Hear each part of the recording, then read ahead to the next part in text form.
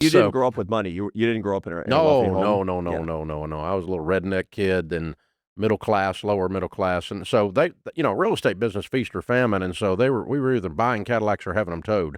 I mean, it was a lot of volatility around that subject, and so, but I always did believe that I could sell, and I did believe that I could earn, and I did believe that I could do things, and that set me up in a positive sense, but also set me up for what a lot of people fall for, which is this idea that I can make enough to out earn my stupidity. And I couldn't do that. And it caught up with me, of course. Yeah, Dad said, if you want some money, you better get on the business end of a lawnmower. And so I ended up with like 20 yards to cut. And I think they call that child abuse now, but that was my job. And so how to keep a profit and loss statement on the little business.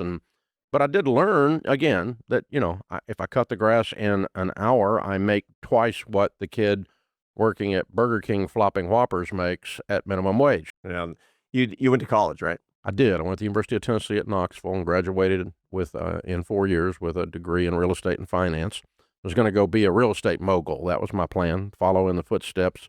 But I wanted to do, shopping malls and larger stuff, not sell houses. And Sharon and I got married. We were broke. I think we had $1.12 in our checking account. Started off our life.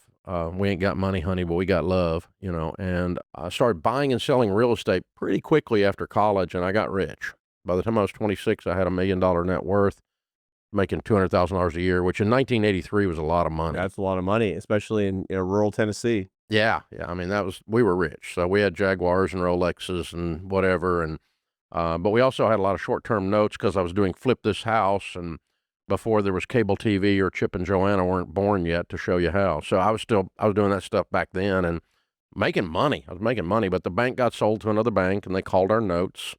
And we spent the next 2.5 years of our life losing everything we owned. 2.5 years of slow rolling bankruptcy?